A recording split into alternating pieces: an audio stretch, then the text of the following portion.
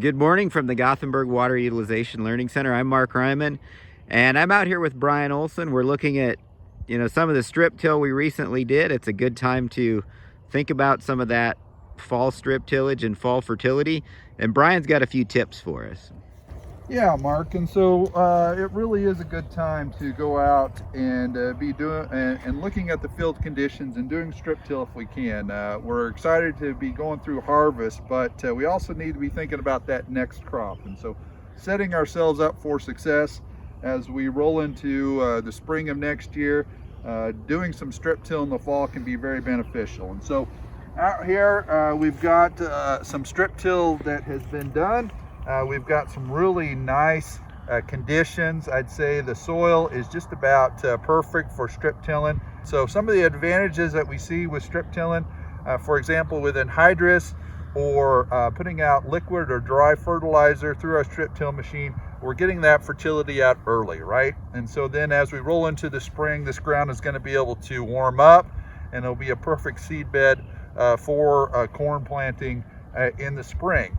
But again, back to strip tilling in the fall, we can get into some problems if we are not paying attention to that soil condition. And so what happens if it's too dry? So for example, with anhydrous, we've got a water-loving molecule with anhydrous, and we have seen, even though we're talking months from now when we be putting in that corn, let's say in April of 2022, we have seen in certain dry conditions where anhydrous put in the fall is still basically all of it is not coming in contact with water, and so it's still seeking water out there. And then farmers have put their corn seed, planted that in the spring, and we have seen reductions in the stand from that anhydrous. And so again, understanding that soil condition, understanding that if it's extremely dry, we may have some problems there.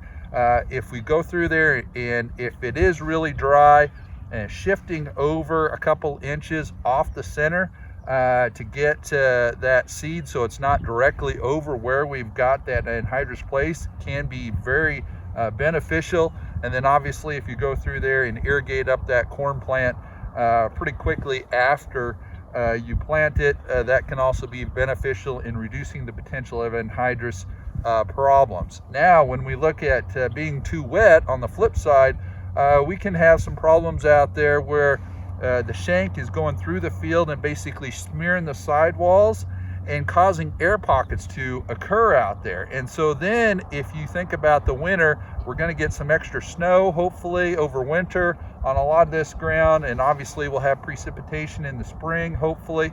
And so if we've got air pockets that have occurred, that ground is going to fall in as we get that moisture. And so therefore your strip till is not going to look nice and flat. It's going to be very wavy. You're not going to have a good seed bed. And so understanding that we don't want to be strip tilling out there when it's too wet is also key. So again, we don't want it too wet, we don't want it too dry. We want it right in the middle there where we've got good action, like we can see out here on this field where the strip till machine has went through. Basically, we don't have a lot of clods.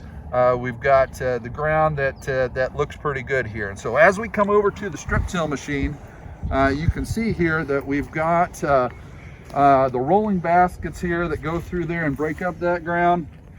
We've got actually wavy coulters on our strip till machine. Sometimes you'll see some flat coulters, but again, that action that we see as that strip till machine goes through the ground, really looking good. We're going to have another 20 inches of residue on each side of that strip till machine.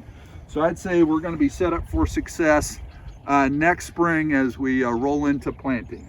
And so with that, Mark, did you have any final thoughts you wanted to ask? Well, just, think about your fertility programs.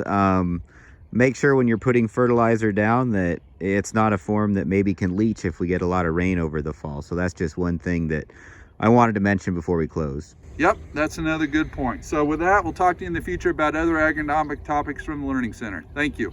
Thanks for watching this video from the Gothenburg Water Utilization Learning Center. For more information, please call 308-537-4500.